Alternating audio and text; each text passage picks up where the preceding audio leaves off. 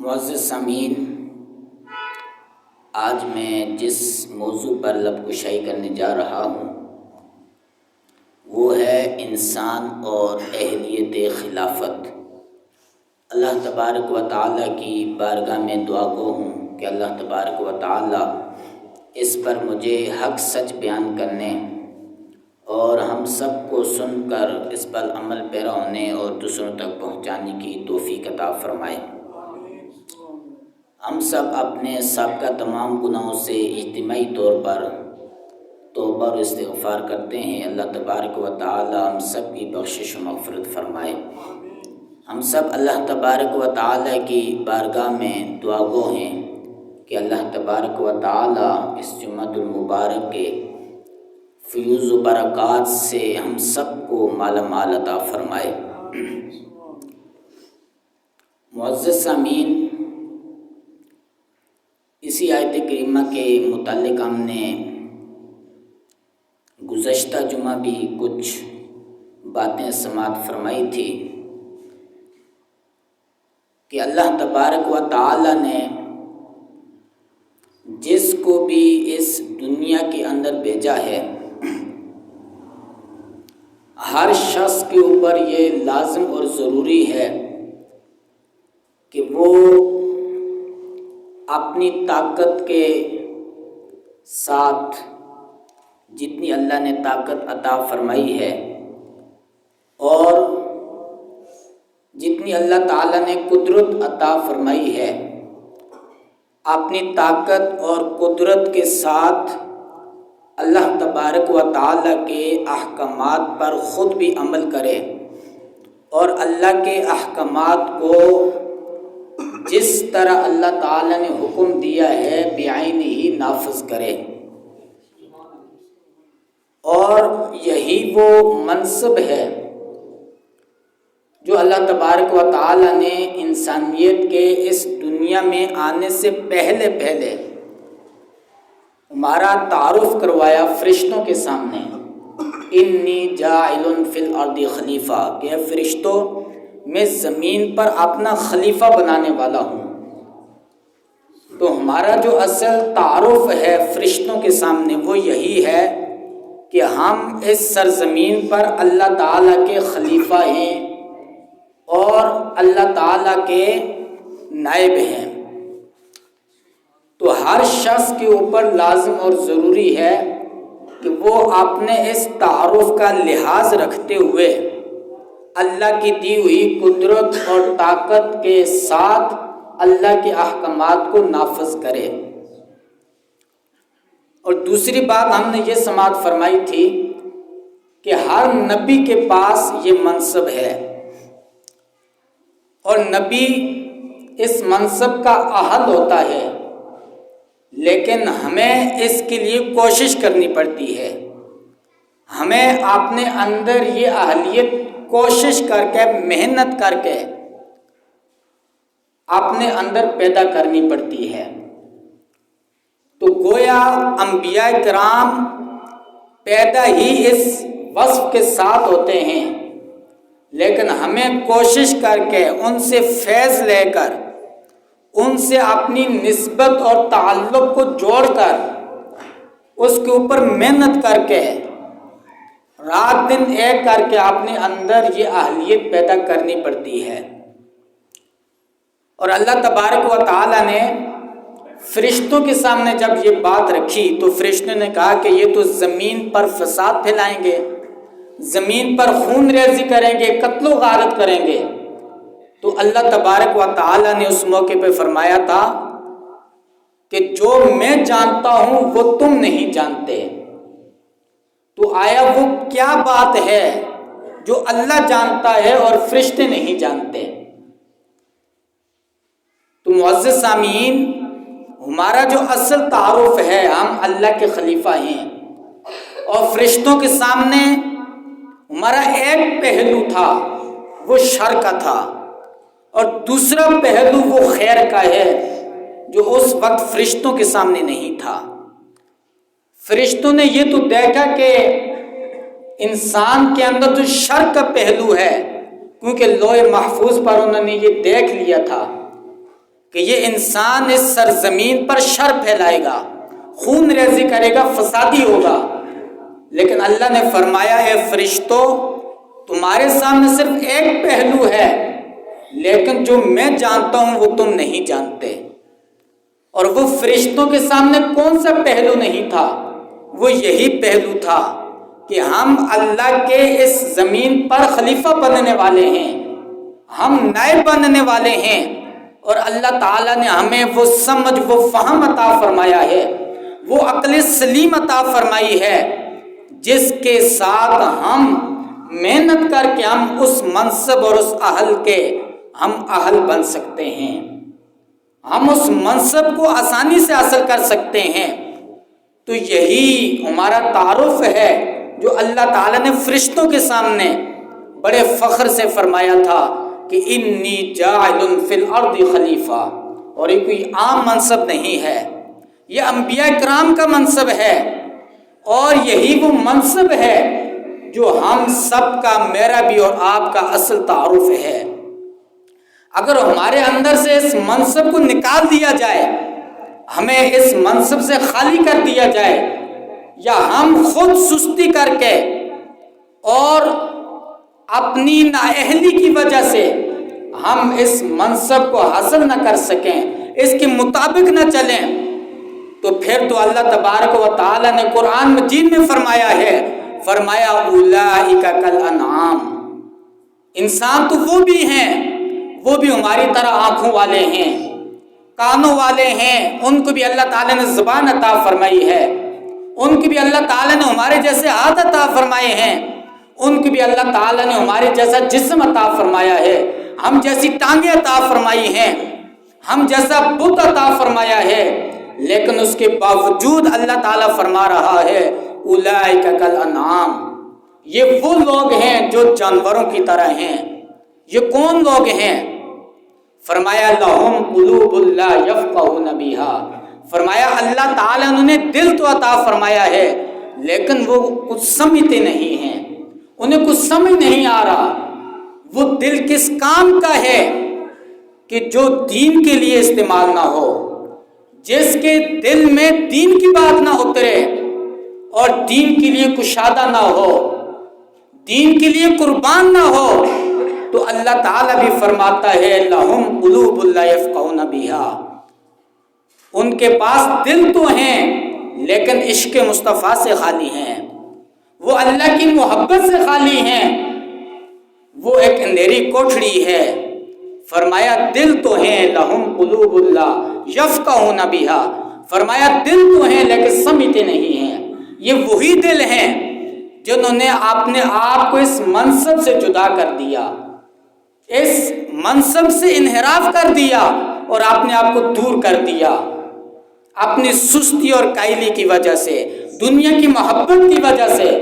تو پھر اللہ نے بھی فرما دیا کہ لہم قلوب لا یفقہون بہا، فرمایا یہ کیسا دل ہے جو حق کی جگہ نہیں رکھتا، حق کی پہچان نہیں رکھتا، حق کی طرف مائل نہیں ہوتا۔ فرمایا وَلَهُمْ أَعْيُنٌ لَا يُبْصِرُونَ بِهَا، یہ ایسے لوگ ہیں کہ اللہ نے انہیں آنکھیں تو دی ہیں لیکن دیکھتے نہیں ہیں، آنکھیں ہیں نابینا نہیں ہیں، لیکن اس کے باوجود اللہ فرما رہا ہے دیکھتے نہیں ہیں۔ وجہ یہی ہے کہ اللہ نے ہمیں جس منصب کا اہل بنایا تھا، ہم نے اس سے روگردانی کی، اس کے ساتھ بے وفائی کی، ہم نے اس میں سستی اور کائلی کی، تو اللہ نے بھی فرما دیا وَلَهُمْ أَعْيُنٌ لَا يُبْصِرُونَ بِهَا، فرمایا آنکھیں تو میں نے دی ہیں، آنکھیں ہیں لیکن دیکھتے نہیں ہیں۔ کیا نہیں دیکھتے؟ دنیا میں تو چلتے بھی ہیں، پھرتے بھی ہیں، سازشیں بھی کرتے ہیں اسلام کے خلاف اور مسلمانوں کے خلاف، اپنے نبی کے خلاف، اللہ کے احکامات کو بھی توڑتے ہیں، نعت گانوں کی رسمیں بھی سجاتے ہیں، لیکن اس کے باوجود اللہ تعالیٰ فرما رہا ہے کہ ان کے پاس مال و دولت بھی بہت ہے، کوٹھیاں بھی بہت ہیں، دنیا کی عزت بھی بہت ہے، لیکن اس کے باوجود اللہ تعالیٰ نے فرما رہا ہے وَلَهُمْ أَعْيُنٌ لَا يُبْصِرُونَ بِهَا، فرمایا آنکھیں تو ہیں لیکن دیکھتے نہیں ہیں، حق نہیں دیکھتے، اللہ کے نبی کی تعلیمات کے پیچھے نہیں چلتے، وہ نظر نہیں آتی، انہیں قرآن نظر نہیں آتا۔ قرآن میں جو فصاحت و بلاغت ہے، اس کے اندر جو روشنی ہے، ہدایت ہے، وہ ان کو نظر نہیں آتی۔ تو جب یہ نظر نہیں آتی، حقیقی عزت کیا ہے وہ ان کو نظر نہیں آتی۔ ہم آخرت میں کیسے کامیاب ہو سکتے ہیں، وہ اعمال ان کو نظر نہیں آتے، وہ نصیحتیں ان کو نظر نہیں آتی۔ اگر یہ پڑھتے ہیں تو خواہشات کے مطابق لٹریچر پڑھتے ہیں اور دنیا کی محبت کے پڑھتے ہیں۔ فرمایا قرآن نہیں پڑھتے، احادیث مبارکہ نہیں پڑھتے، اللہ کے فرمان کی جو سیرت ہے اس کا مطالعہ نہیں کرتے۔ تو فرمایا وَلَهُمْ أَعْيُنٌ لَا يُبْصِرُونَ بِهَا، فرمایا آنکھیں تو میں نے دی ہیں، سب کچھ نظر آتا ہے، حق نظر نہیں آتا، تو گویا یہ نظری کچھ نہیں آتا، گویا ان کی آنکھیں نہیں ہیں، یہ نابینا ہیں۔ ان سے تو وہ نابینا بھی اچھے ہیں جو بظاہر طور پہ تو ہمیں ایک جسم نظر آتا ہے، لیکن اللہ نے اس چیز سے محروم رکھا ہے۔ فرمایا آنکھیں تو دی ہیں لیکن حق کے لیے نہیں ہیں، تو گویا ان کے پاس کچھ بھی نہیں ہے۔ وَلَهُمْ آذَانٌ لَا يُبْصِرُونَ بِهَا، اور فرمایا کہ کان تو ہیں لیکن سنتے نہیں ہیں، حق نہیں سنتے، حق والے لوگوں کی سمجھ نہیں آتی، ہمیشہ اسلام کے خلاف چلتے رہتے ہیں، اسلام کے خلاف باتیں انہیں سمجھ آتی ہیں۔ جب اسلام کے خلاف کوئی بات کی جائے وہ تو انہیں سمجھ آ جاتی ہے، لیکن جب قرآن کی بات کی جائے، احادیث کی بات کی جائے، اللہ کے نبی کا فرمان سنایا جائے، تو فرمایا وَلَهُمْ آذَانٌ لَا يَسْمَعُونَ بِهَا، فرمایا وہ انہیں سمجھ نہیں آتا، وہ ان کو سنائی نہیں دیتا، اس وقت یہ بہرے ہو جاتے ہیں، نہ اسے سمجھتے ہیں، نہ سنتے ہیں، نہ دیکھتے ہیں۔ انہیں جو بھی نظر آتا ہے دنیا کی محبت نظر آتی ہے، جو سمجھ آتا ہے وہ جہنم والے اعمال سمجھ آتے ہیں، اور جس کو بھی دیکھتے ہیں وہ ایسے لوگوں کو دیکھتے ہیں، ایسے لوگوں کو سنتے ہیں جو اسلام کے خلاف چلتے ہیں۔ تو فرمایا اولئک کالانعام، یہی ہیں وہ لوگ جو چوپایوں کی طرح ہیں، جانوروں کی طرح ہیں۔ جس طرح جانور کو کوئی سمجھ نہیں ہوتی، وہ ایک اپنی خواہشات پورے کرنے میں لگا ہوتا ہے، اسے اس کے علاوہ کچھ چیز ضرورت نہیں ہوتی، وہ کھاتے ہوئے یہ نہیں دیکھتا کہ اپنا ہے یا غیر کا ہے، اس کا مقصود یہ ہے کہ میں نے پیٹ بھرنا ہے۔ فرمایا اولئک کالانعام، یہ ان جانوروں کی طرح ہیں جنہیں حق سنائی نہیں دیتا، اور آگے اس سے بڑی بات فرمائی، فرمایا بل ہم اضل، فرمایا چوپائے تو چوپائے ہیں، جانور تو جانور ہیں، ایسے لوگ ان سے بھی بدتر ہیں، ان سے بھی گئے گزرے ہیں، کیونکہ جانور کو حق کی بات سمجھ نہیں آتی، وہ تو اس چیز کا مکلف ہی نہیں ہے، ہم اس چیز کے مکلف ہیں۔ اللہ تعالیٰ نے ہمیں یہ سمجھ عطا فرمائی ہے، ہمیں اللہ تعالیٰ نے فہم عطا فرمایا ہے، عقل سلیم عطا فرمائی ہے، جانوروں کے پاس یہ چیز نہیں ہے۔ تو فرمایا جب تمہیں اللہ تعالیٰ نے سب کچھ عطا فرمایا ہے، اس کے باوجود تم نہ حق سنتے ہو، نہ دیکھتے ہو، نہ اس میں غور و فکر کرتے ہو، نہ تمہارا دل اس قابل ہے اسے جگہ دے، فرمایا بل ہم اضل، پھر تو تم ان جانوروں سے بھی بدتر ہو۔ جانور تو اپنے پیٹ کو اچھی طرح پالتے ہیں، اپنے پیٹ کی اچھی طرح فکر کرتے ہیں، اگر ہم بھی صرف یہی سوچ بنا لیں تو ہم میں اور ان میں کیا فرق رہے گا؟ اور اسلام نے تو کہا کہ تم اس سے بھی گئے گزرے ہو، بل ہم اضل۔ جانوروں کے پاس شریعت نہیں ہے، لیکن اس کے باوجود ان کا جو آقا ہوتا ہے، ان کا جو مالک ہوتا ہے، وہ اپنے مالک کے مطابق چلتے ہیں، لیکن ہم تو ان جانوروں سے بھی گئے گزرے ہیں، ہمارا مالک ہمیں کیا حکم دے رہا ہے اور ہم کیا کر رہے ہیں۔ اسی وجہ سے اللہ نے فرمایا بل ہم اضل، فرمایا تم ان سے بھی گئے گزرے ہو۔ تو اللہ تعالیٰ نے ہمیں جس منصب کے لیے پیدا فرمایا ہے، جو فرشتوں کے سامنے ہمارا تعارف کروایا ہے، ہمیں ضرورت ہے کہ ہم اس کے مطابق چلیں، اپنے اندر وہ اہلیت پیدا کریں، وہ صلاحیت پیدا کریں، اور وہ صلاحیت کیسا پیدا ہوگی؟ ہمیں اپنے دل کی حفاظت کرنی چاہیے، دل کی جو بیماریاں ہیں ان سے پاک و صاف رکھنا چاہیے، اپنے دل کو صاف رکھنا چاہیے، کیونکہ یہ دل اللہ کی رحمت کی جو تجلی ہوتی ہے اس کا مرکز ہوتا ہے۔ یہ ہمارا دل 1000 کعبوں سے بھی افضل ہے اگر ہم نے اسے صاف رکھا، اسے پاک رکھا، اسے اللہ کی جو تجلی ہے اس کے لیے ہم نے اسے اگر روشن رکھا۔ اگر اس کے اندر ہم حسد پالتے رہے، کینہ پالتے رہے، بغض، خود پسندی اور تکبر کو پالتے رہے، تو پھر ہم اس منصب کے کبھی اہل نہیں ہو سکتے۔ تو ہمیں اس بات کی ضرورت ہے کہ ہم اپنے دل کی حفاظت کریں اگر ہم اپنے آپ کو اس منصب کا اہل بنانا چاہتے ہیں۔ میرے آقا صلی اللہ علیہ وسلم فرماتے ہیں ان اللہ لا ينظر الى اجسادکم ولا الى صورکم، اللہ تعالیٰ تمہارے جسموں کو نہیں دیکھتا کہ کسی کا جسم خوبصورت ہے یا بدصورت ہے، کوئی کالا یا گورا ہے، تمہاری ظاہری چیزوں کو نہیں دیکھتا کس نے کس طرح کا لباس پہنا ہے۔ اور فرمایا ولا الى صورکم، نہ تمہارے جسم کو دیکھتا ہے نہ تمہاری ظاہری خوبصورتی کو دیکھتا ہے۔ فرمایا اللہ تعالیٰ کس چیز کو دیکھتا ہے؟ فرمایا الی قلوبکم، اللہ تعالیٰ اگر کسی چیز کو دیکھتا ہے وہ صرف اور صرف تمہارے دلوں کو دیکھتا ہے، تمہارے دلوں کی پاکیزگی کو دیکھتا ہے، تمہارے دلوں کی ستھرائی کو دیکھتا ہے کہ اس کے اندر تم نے دنیا کی محبت پال رکھی ہے یا اللہ کی تجلی کے لیے صاف اور شفاف کر رکھا ہے۔ تو ہمیں اس بات کی ضرورت ہے کہ ہم اپنے دلوں کو پاک و صاف رکھیں،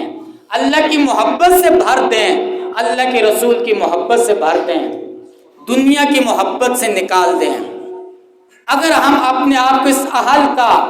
حقدار بنانا چاہتے ہیں، اس منصب کا اہل بنانا چاہتے ہیں، تو ہمیں اس بات کی ضرورت ہے کہ ہم اپنے غصے پر کنٹرول کریں، ہم اپنی خواہشات پر کنٹرول کریں۔ جس طرح ہمیں غصہ آتا ہے تو ہمیں یہ مسائل بھی سیکھنے چاہیے کہ کہاں شریعت نے ہمیں غصے کا حکم دیا ہے اور کہاں پر ہمیں اس سے منع فرمایا ہے۔ جب ہم اپنے معاشرے پر غور کرتے ہیں، ہمارے گھر کے اندر بے شمار ایسے مسائل ہوتے ہیں جن پر ہمیں غصہ کرنے کا حکم نہیں ہوتا، لیکن ہم ان پہ بڑے فخر سے غصہ کر رہے ہوتے ہیں اور اپنی مردانگی دکھا رہے ہوتے ہیں۔ لیکن جن مسائل میں ہمیں غصہ کرنے کا حکم دیا ہے وہاں پر ہمیں کوئی پرواہ نہیں ہوتی، وہاں پر ہم سستی کر لیتے ہیں، وہاں پر ہم دنیاوی لحاظ رکھتے ہیں، وہاں پر ہم ایک دوسرے کی عزت کا خیال رکھتے ہیں، وہاں پر اللہ کے احکامات کی کوئی پرواہ نہیں ہوتی۔ اگر کسی بچے سے کوئی گلاس ٹوٹ جاتا ہے، ہماری بیوی بچوں سے کوئی نقصان ہو جاتا ہے، گھر کی صفائی نہیں ہوئی، برتن گندے ہیں، کھانے پینے میں تھوڑی دیر ہو گئی ہے، کبھی سالن میں کوئی کمی پیشی ہو گئی ہے، ہم تو اس کی ماں دادی کر دیتے ہیں، لیکن اگر نماز نہیں پڑھتی تو ہمیں کوئی پرواہ نہیں ہے، قرآن نہیں پڑھتی ہمیں کوئی پرواہ نہیں ہے، بے پردگی کرتی ہے، فلمیں ڈرامے دیکھتی ہے، کوئی پرواہ نہیں ہے، کیونکہ رسم ہے، رواج ہے، ماحول چل رہا ہے، ہمیں اس بات پر غصہ نہیں آتا۔ حالانکہ غصہ اس بات پر آنا چاہیے کہ بیوی نماز کیوں نہیں پڑھتی، ہمارے بچے اور بچیاں وہ شریعت کے احکامات پر عمل کیوں نہیں کرتے، ہمیں ان احکامات پہ غصہ آنا چاہیے۔ ہمیں اس چیز کی کوئی پرواہ نہیں ہے، ہمیں پرواہ ہے تو اس کی ہے کہ ہمیں وقت پر کھانا ملنا چاہیے، وقت پر ہمیں کپڑے ملنے چاہیے، وقت پر ہمیں گھر کی صفائی ستھرائی ملنی چاہیے۔ جس طرح ہم ظاہری صفائی پر غور کرتے ہیں اور زور دیتے ہیں، اس سے زیادہ اس بات کی ضرورت ہے کہ ہم اپنے دل کی صفائی پر زور دیں، دل کی غلاظت کو نکالیں اور اللہ کی رحمت کی جو تجلی ہے اس کے لیے خالی کریں، کیونکہ اللہ ہمارے دلوں کو دیکھتا ہے، اللہ کسی اور چیز کو نہیں دیکھتا۔ تو اگر ہم اپنے آپ کو اس منصب کا اہل بنانا چاہتے ہیں جو اللہ تبارک و تعالی نے بڑے فخر کے ساتھ فرشتوں کے سامنے اس بات کو رکھا تھا کہ اے فرشتوں میں زمین پر اپنا خلیفہ بنانے والا ہوں، تو فرشتوں نے کہا تھا یہ فسادی ہیں، یہ قاتلی ہیں، تو اللہ نے اس کے جواب میں فرمایا تھا کہ اے فرشتوں جو میں جانتا ہوں وہ تم نہیں جانتے، وہ یہی بات ہے کہ اللہ تعالیٰ نے ہمارے سروں پر خلافت کا تاج رکھا ہے، ہمیں اللہ تعالیٰ نے بڑے اسٹیج پر رکھا ہے، تو ہمیں اپنے مقام کو سمجھنے کی ضرورت ہے، ہمیں اپنی اہمیت پر غور و فکر کرنے کی ضرورت ہے، اور اس بات کی ضرورت ہے کہ ہم اللہ کی جو صفات ہیں وہ اپنے اندر لانے کی کوشش کریں۔ جس طرح اللہ تعالیٰ رحمان ہے تو ہم رحم دلی کی اپنے اندر یہ چیز پیدا کریں، اپنے دلوں کو رحم دل بنائیں، سخت دل نہ بنائیں۔ اللہ تعالیٰ غفار ہے، معاف فرماتا ہے، تو ہم بھی معاف فرمانے والے بن جائیں۔ اللہ تعالیٰ ستار ہے، وہ عیبوں پر پردے ڈالتا ہے، ہمیں بھی اس بات کی ضرورت ہے ہم بھی لوگوں کے عیبوں پر پردے ڈالیں، لوگوں کے عیبوں کو چھپائیں۔ اللہ تبارک و تعالیٰ رزاق ہے، ہمیں رزق دیتا ہے، تو ہم بھی غریبوں کی مدد کریں، غریبوں میں رزق تقسیم کریں اور اس کی فراوانی کریں۔ اللہ تعالیٰ ہم سب کو عمل کی توفیق عطا فرمائے۔ وما توفیقی